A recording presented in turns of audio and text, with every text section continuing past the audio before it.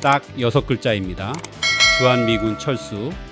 트럼프가 또 이 말을 꺼냈습니다. 그 한마디가 나오자마자 일본 언론은 긴급 속보를 쏟아냈고 유럽 외교관들은 순간 얼어붙었습니다.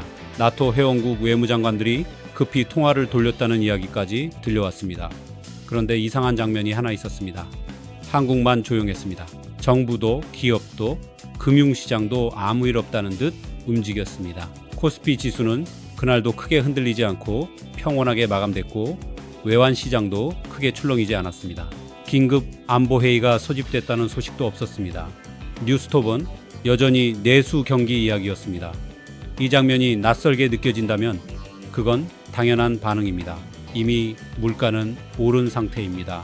그런데 국방비 부담까지 가파르게 올라간다는 뉴스가 반복되면 우리 가게가 버틸 수 있을지, 우리 지갑이 버틸 수 있을지 걱정부터 앞서는 게 솔직한 마음이니까요. 방위비 협상 결과가 어떻게 나오느냐에 따라 우리가 낸 세금이 어디로 흘러가는지가 달라집니다. 교육 예산이 줄고 복지 예산이 깎이고 실제로 2024년 방위비 분담금 1조 5천억 원은 0세부터 5세 보육 예산 전체와 맞먹는 규모입니다. 우리가 매달 내는 세금이 어디로 가는지 이 협상 결과가 직접 바꿔버리는 겁니다. 그 빈자리를 결국 개인이 메워야 하는 구조, 겉으로는 안보 문제처럼 보이지만 사실은 우리 지갑과 바로 연결된 경제 문제입니다. 그럼 한국은 겁이 없는 걸까요? 상황 파악을 못하는 걸까요? 아니면 트럼프가 이 카드를 꺼내면 꺼낼수록 오히려 미국이 더 불리해지는 구조가 따로 있는 걸까요? 끝까지 들어보시면 이 구조가 선명하게 보이실 겁니다. 진짜 핵심은 뒤쪽에 있습니다. 그러니 자리 잡고 들어주십시오.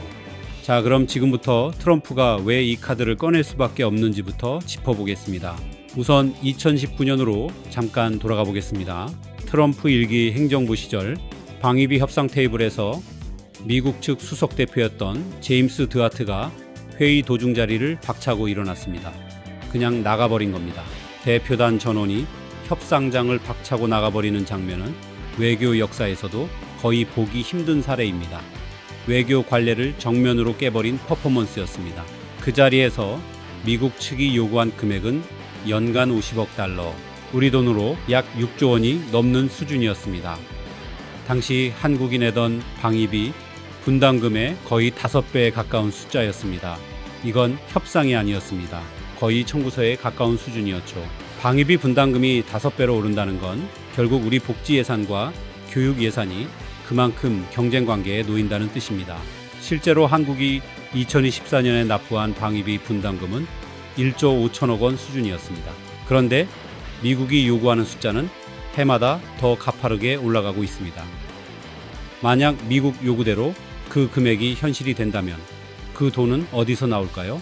교육 예산, 복지 예산, 사회 간접 자본 예산이 밀려납니다.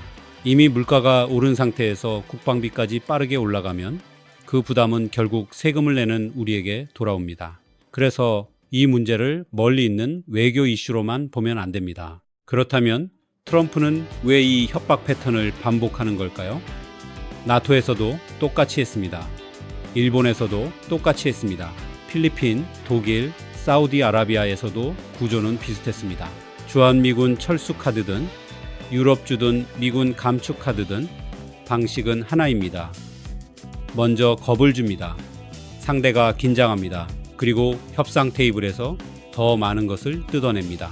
이게 트럼프가 수십 년간 써온 비즈니스 방식을 외교에 그대로 옮겨놓은 겁니다. 국제안보 전문가들이 이걸 분석한 단어가 있습니다. 전략적 불확실성 조성, 영어로는 Strategic Ambiguity입니다. 상대가 이게 진짜인지 허풍인지 판단하지 못하게 만들어서 양보를 끌어내는 방식입니다. 트럼프는 이 방식이 효과가 있다고 믿습니다. 왜냐하면 실제로 먹혔던 적이 있기 때문입니다. 2019년 협박 이후 한국은 결국 이전보다 인상된 금액에 합의했습니다. 독일도 나토 방위비 분담률을 국내 총생산 대비 2% 이상으로 올리겠다는 약속을 했습니다. 트럼프 입장에서는 카드를 꺼낼수록 협상 결과가 좋아졌다는 학습 효과가 쌓인 겁니다. 협박이 반복되는 이유는 간단합니다. 그게 작동했던 경험이 있기 때문입니다. 그런데 여기서 결정적인 팩트 하나를 짚고 가야 합니다. 많은 분들이 잘 모르는 내용입니다. 미국에는 국방수권법이라는 법률이 있습니다. 영어로는 NDAA, 즉 National Defense Authorization Act입니다.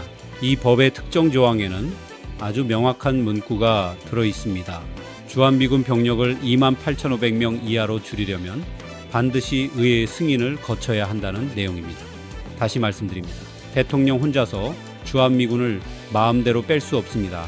의회가 법으로 막아놓은 겁니다. 트럼프가 아무리 화가 나도 아무리 세게 협박해도 실제로 병력을 빼려면 미국 상원과 하원의 동의를 받아야 합니다. 그리고 그 의회 안에는 주한미군 주둔을 전략적으로 유지해야 한다고 보는 공화당 의원들도 상당수 포진해 있습니다. 이 법조항이 처음 만들어진 건 2019년입니다. 트럼프 1기 임기 중에 트럼프 자신을 막기 위해 의회가 직접 입법한 겁니다. 행정부 수반인 대통령이 추진하려는 정책을 의회가 법률로 막은 상황입니다. 이건 미국 헌정 구조의 특이한 장면이지만 동시에 주한미군 철수가 미국 내부에서도 얼마나 논란이 큰 사안인지를 보여줍니다. 이게 핵심입니다. 주한미군 철수 카드는 협박 카드이지 실행 카드가 아닙니다. 트럼프가 아무리 목소리를 높여도 이 법적 장벽을 넘는 순간 의회와 정면 충돌해야 합니다. 대통령 재임 중에 의회와 싸우면서 소모해야 할 정치적 자원을 생각하면 그게 과연 실익 있는 선택인지 트럼프 본인도 모를 리 없습니다. 그렇다면 트럼프가 계속 이 말을 꺼내는 이유는 분명합니다. 말만으로도 협상 테이블에서 효과가 있기 때문입니다. 상대가 긴장하고 양보하고 숫자를 올려줍니다. 비용 없이 효과를 뽑아내는 가장 싼 협박 카드인 셈입니다. 그런데 여기서 또 하나의 구조를 봐야 합니다. 트럼프는 나토 동맹국들이 미국의 전쟁에 함께 싸워주지 않았다고 불만을 말한 적이 있습니다. 대표적인 사례가 이란과의 갈등 국면이었습니다. 미국이 군사행동을 취할 때 유럽 동맹국들이 동참하지 않자 트럼프는 이것을 배신이라고 규정했습니다. 그런데 이게 정말 맞는 말일까요? 나토 조약 제5조를 보면 답이 나옵니다. 이 조항은 집단 방위 조항입니다. 회원국 중 하나가 공격을 받을 경우 다른 회원국이 함께 방어한다는 내용입니다. 핵심 단어는 공격을 받을 경우입니다. 미국이 먼저 공격을 감행한 경우 조약상 동맹국들이 자동으로 참전해야 할 의무는 없습니다. 이러한 핵시설 타격을 미국이 먼저 결정한 상황이라면 유럽 국가들이 불참한 건 배신이 아니라 조약 조문 그대로 행동한 것이었습니다. 트럼프의 주장 자체가 조약 내용을 잘못 읽은 겁니다. 여기에 더 중요한 숫자가 있습니다. 현재 미국의 해외 주둔 병력 배분을 보면 중동 지역에 배치된 병력은 전체의 약 20% 수준인 3만에서 5만 명 사이입니다. 반면 한반도와 일본을 포함한 동아시아 지역의 약 40%, 유럽 지역의 나머지 약 40%가 묶여있는 구조입니다. 미국 해외 주둔 병력의 절반에 가까운 자원이 동아시아에 집중되어 있는 겁니다. 트럼프는 호르무즈 해협을 지키는데 한국이 기여하지 않는다고 불만을 표현한 적이 있습니다. 그런데 미국 해외 병력 배분 구조를 보면 정작 중동에는 전체의 20%만 있고 나머지 80%는 동아시아와 유럽에 있습니다. 한국 입장에서 호르무즈 해협 방어 기여 요구는 구조적으로 설득력이 떨어지는 주장입니다. 그리고 이 협박 카드가 반복될 수 있는 구조적 이유 중 하나는 한국 정부가 방위비 협상 결과를 시민들에게 충분히 공개하지 않는 정보 비대칭 문제이기도 합니다. 얼마를 냈는지, 어떤 조건이 붙었는지, 다음 협상 시기는 언제인지 이런 정보가 제대로 공개되지 않으면 시민들은 매번 뉴스가 터질 때마다 불안 반응만 반복하게 됩니다. 협박이 반복될 수 있는 건 상대의 의도 때문만이 아닙니다. 우리 안에 정보 공백이 그 공간을 열어두기 때문이기도 합니다. 자, 여기까지가 트럼프가 이 카드를 꺼내는 배경입니다. 그런데 진짜 중요한 건 따로 있습니다. 왜 한국은 다른 나라들과 달리 이 카드에 흔들리지 않는 걸까요? 그 구조적 이유를 이제 세 가지로 나눠서 짚어보겠습니다. 첫 번째 구조적 이유부터 시작하겠습니다.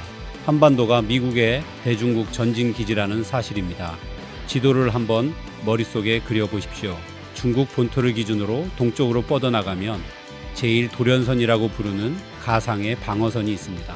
일본 열도에서 오키나와, 대만, 필리핀으로 이어지는 선입니다. 미국의 대중국 억제 전역은 바로 이 선을 중심으로 설계되어 있습니다. 그런데 한반도는 이 선 안쪽, 즉 중국과 가장 가까운 최전방에 위치합니다.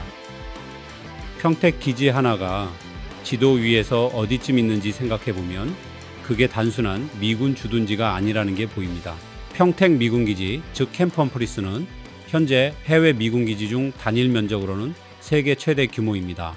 2조 원이 넘는 건설비를 한국과 미국이 분담해서 완공한 기지입니다. 이 기지 안에는 병원, 학교, 쇼핑시설까지 갖춰져 있습니다. 단기 주둔용이 아닙니다. 수십 년을 내다보고 지은 구조물입니다. 이 기지를 포기한다는 건 그 투자 전체를 날린다는 뜻이기도 합니다. 미국이 한반도에서 군을 빼면 어떤 일이 벌어질까요? 중국 인민해방군 입장에서는 서태평양 진출을 막는 가장 큰 장벽 중 하나가 사라지는 겁니다. 미국은 그 공백을 메우기 위해 괌이나 일본 오키나와 기지를 대폭 확장해야 합니다. 거기에 드는 비용이 수십조 원입니다. 그리고 그렇게 돈을 쏟아부어도 한반도가 가진 지리적 이점은 다시 얻을 수 없습니다. 지정학에서 위치는 돈으로 살 수 없는 자산입니다. 이 점을 미국 전략가들은 누구보다 잘 알고 있습니다. 트럼프가 주한미군 철수를 외칠 때마다 국방부와 합참에서는 반대 의견이 나왔습니다. 기관 내부에서조차 이 카드를 진지하게 실행하자는 목소리가 없었던 이유가 바로 여기에 있습니다. 트럼프가 아무리 협박을 해도 미국 안보기관 전체가 그 실행을 막고 있었던 겁니다. 한국이 겉으로 조용했던 건 무지가 아닙니다. 바로 이 구조를 알고 있었기 때문입니다. 자, 그럼 두 번째 구조적 이유로 넘어가겠습니다. 한국은 지금 세계 4위에서 5위 수준의 방산 수출국입니다. 이 사실 하나만으로도 협박의 무게가 달라집니다. 2022년 폴란드는 한국과 역사상 최대 규모의 방산 계약을 체결했습니다. K전차, K9 자주포, FA-50 경공격기까지 포함된 계약이었습니다. 계약 규모는 우리 돈으로 수십조 원에 달했습니다. 그 뒤 폴란드 국방장관이 서울을 방문했을 때 그는 한국 방산산업을 가리켜 세계에서 가장 빠르게 성장하는 방위산업이라고 말했습니다. 그냥 립서비스가 아니었습니다. 실제 주문이 따라붙은 평가였습니다. 그뿐만이 아닙니다. 호주, 루마니아, 이집트, 사우디아라비아까지 한국 무기를 사겠다는 나라들이 줄을 서기 시작했습니다. 2023년 한국 방산 수출액은 약 140억 달러를 기록했습니다. 10년 전과 비교하면 거의 10배 가까이 늘어난 숫자입니다. 이 속도는 전통적인 방산 강국인 프랑스나 독일보다도 빠릅니다. 한국 방산 기업들이 단순히 싼 가격으로 밀어붙이는 게 아니라는 뜻입니다. 납기 이행 속도와 기술 수준에서 신뢰를 쌓아가고 있다는 뜻입니다. 폴란드가 K 전차를 선택한 이유 중 하나도 바로 이 부분이었습니다. 계약 이후 실제 납품까지 걸리는 시간이 다른 나라 경쟁 제품보다 훨씬 짧았기 때문입니다. 여기서 중요한 건 수출 숫자 자체가 아닙니다. 방산 수출이 가능하다는 것은 그 무기를 스스로 설계하고 만들고 납품할 수 있다는 의미입니다. 그리고 그것은 곧 자주 국방 능력과 직결됩니다. 방위비를 더 내라고 압박받을 때 스스로 현무 미사일을 더 만들 수 있는 나라와 미국 무기에만 의존하는 나라의 협상력은 처음부터 다릅니다. 방산 수출국이라는 지위는 단순한 경제 성과가 아닙니다. 외교 협상 테이블에서의 구조적 지위입니다. 트럼프가 방위비를 더 내라고 요구할 때 한국이 맞대응할 수 있는 카드가 실제로 존재한다는 뜻입니다. 그게 협박으로 인식하면서도 흔들리지 않는 힘입니다. 그런데 여기서 또 하나 봐야 할 게 있습니다. 방산 수출 계약이 체결될 때 국회 동의 없이 진행된 거니 반복된다는 지적도 있습니다. 시민들이 알 수 없는 방위비 협상 내용, 공개되지 않는 계약 조건, 이런 정보 비대칭이 협박이 반복되는 공간을 열어줍니다. 방산 수출 실적이 쌓일수록 그 과정에 민주적 통제 장치도 함께 강화되어야 합니다. 힘이 커질수록 감시도 같이 커져야 합니다. 그래야 이 힘이 진짜 국민의 자산이 됩니다.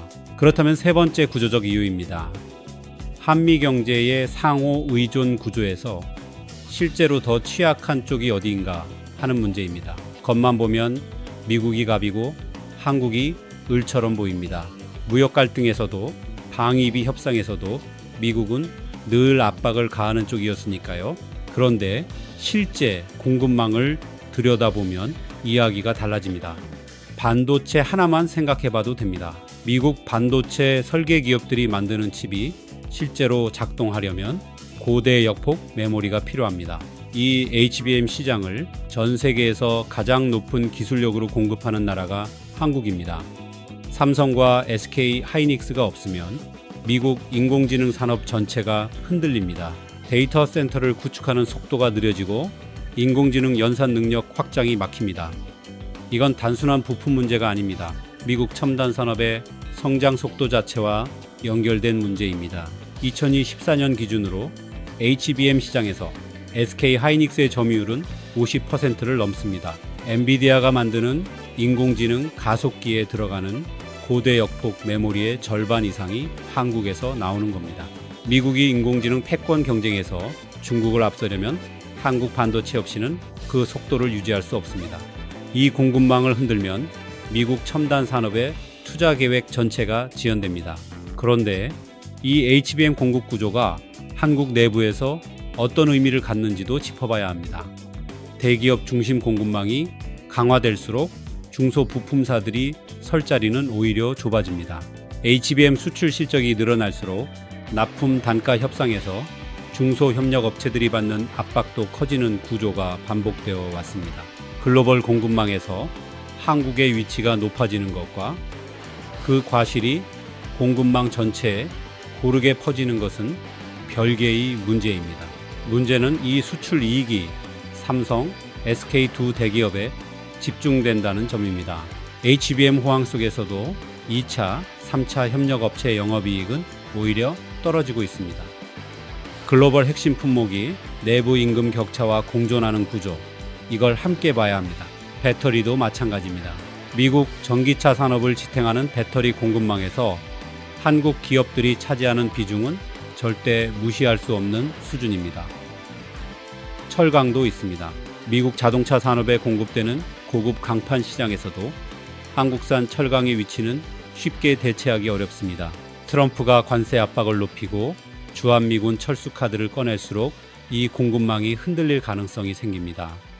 그런데 그 흔들림은 한국 경제에만 타격을 주는 게 아닙니다. 미국 제조업과 첨단 산업에도 동시에 충격이 됩니다. 트럼프가 이 구조를 모를 리 없습니다. 알기 때문에 압박은 하되 실제 단절로 가지 않는 겁니다. 철수 카드를 흔들면서도 실행으로 가지 않는 것. 이건 역시 한미 경제 구조가 만들어낸 자연스러운 억제력입니다. 세 가지 구조를 종합해보면 이렇게 됩니다. 한반도는 미국이 중국을 억제하기 위해 반드시 필요한 전진 기지입니다. 이걸 스스로 포기하면 미국의 서태평양 전략 전체가 비용 폭탄을 맞습니다. 한국은 세계 사위에서 5위 수준의 방산 수출국으로 자주 국방 능력을 실제로 갖추고 있고 협박 카드에 맞설 실질적 대응력도 존재합니다. 그리고 반도체와 배터리와 철강으로 연결된 공급망 구조에서 한국이 이탈하면 미국 첨단 산업도 동시에 흔들립니다. 이 세 가지가 맞물리면 결론은 분명해집니다. 주한미군 철수 카드는 협박 카드이지 실행 카드가 아닙니다. 그리고 이 카드를 꺼낼수록 협상 테이블에서 더 불리해지는 쪽은 오히려 미국입니다. 트럼프는 이 카드를 꺼낼 때마다 상대를 압박하는 것처럼 보입니다. 하지만 실제로는 자신이 실행하지 못한다는 사실을 반복적으로 노출하는 셈입니다. 물론 그렇다고 해서 아무 걱정도 없다는 뜻은 아닙니다. 균형 잡힌 시각이 필요합니다. 주한미군이 실제로 줄어들기 시작한다면 동아시아 세력 균형이 중국과 러시아 쪽으로 기울어질 가능성이 생깁니다. 주변국들이 자체 군비 확장에 나서고 지역 내 긴장이 높아질 수도 있습니다. 지금 당장 구조적 우위가 있다고 해서 장기적인 안보 환경 변화까지 안심해도 된다는 의미는 아닙니다. 자신감과 방심은 엄연히 다릅니다. 그리고 여기서 한 가지 질문을 던져봐야 합니다. 트럼프가 주한미군 철수 카드를 꺼낼 때마다 우리는 어떤 감정을 먼저 느낍니까? 공포입니까? 분노입니까? 아니면 오늘 살펴본 것처럼 구조를 분석하는 시선입니까? 한국이 이 카드 앞에서 가져야 할 태도는 무엇인지 이제 조금 더 차갑게 봐야 합니다. 그렇다면 이 구조를 알고 난 다음 우리는 실제로 어떻게 생각하고 판단해야 할까요? 지금부터 실전 관점으로 넘어가겠습니다. 먼저 다시 한번 핵심을 정리하고 가겠습니다. 트럼프의 주한미군 철수 발언은 의회가 법률로 틀어막은 협박 카드이지 실행 카드가 아닙니다. 미국 국방수권법이 대통령의 단독 결정을 막고 있습니다. 나토 동맹국들이 이란 공격에 불참한 건 배신이 아니라 조약 조문 그대로의 행동이었습니다. 트럼프의 주장이 얼마나 구조를 무시한 억지인지 이제 보이실 겁니다. 그리고 미국 해외 주둔 병력의 40%가 한반도와 일본 권역에 배치된 구조입니다. 호르무즈를 한국이 안 쓴다는 식의 말은 현실과 정반대에 가깝습니다. 핵심 한 줄만 기억하시면 됩니다. 주한미군 철수 카드는 협박용이고 실행하면 미국이 더 불리합니다. 첫 번째 실전 관점입니다. 앞으로 주한미군 철수 뉴스가 나올 때마다 어떻게 읽을 것인가? 이게 출발점입니다. 지금까지 많은 분들이 이 뉴스를 볼 때 본능적으로 불안부터 느꼈을 겁니다. 주가가 흔들리고 환율이 튀고 부동산 커뮤니티의 불안글이 넘쳐나는 패턴, 이런 흐름이 매번 반복되었습니다. 그런데 이제부터는 다르게 읽어야 합니다. 트럼프가 이 카드를 꺼낼 때는 보통 두 가지 상황 중 하나입니다. 방위비 협상 테이블에서 원하는 숫자가 안 나오거나 아니면 다른 경제 의제에서 한국 측이 물러서지 않을 때입니다. 이 카드가 나온다는 건 협상에서 미국 측이 조금 더 궁지에 몰렸다는 신호에 가깝습니다. 실행 의지가 강해서 꺼내는 카드가 아닙니다. 선택지가 마땅치 않을 때 꺼내는 카드입니다. 실제로 트럼프가 2019년 주한미군 철수 발언의 강도를 높였던 시기를 보면 방위비 협상이 교착 상태에 빠졌던 구간과 정확하게 겹칩니다. 협상이 순탄하게 진행될 때는 이 카드가 거의 나오지 않았습니다. 협상 타결 직후에도 마찬가지였습니다. 이 카드가 나오는 타이밍 자체가 실행 의도보다 협상 압박 도구로서의 성격을 잘 보여줍니다. 앞으로 이런 뉴스가 나오면 공포 반응 대신 이렇게 읽으십시오. 트럼프가 협상 테이블에서 다시 버티기에 들어갔구나. 그리고 이번에도 실행은 쉽지 않겠구나. 협박 카드와 실행 카드를 구분하는 훈련. 이게 경제 정보를 읽는 가장 기본적인 미디어 리터러시입니다. 물론 반복 노출이 피로를 만들고 피로가 쌓이면 실제 정책 변화가 와도 둔감해질 수 있다는 역효과도 있습니다. 그래서 구조를 아는 것과 동시에 긴장의 끈을 완전히 놓지 않는 균형이 필요합니다. 하지만 지금 대부분의 문제는 너무 느긋한 쪽이 아니라 균형을 잃을 정도로 긴장한 쪽에 가깝습니다. 구조를 알면 공포는 줄어들고 판단은 날카로워집니다.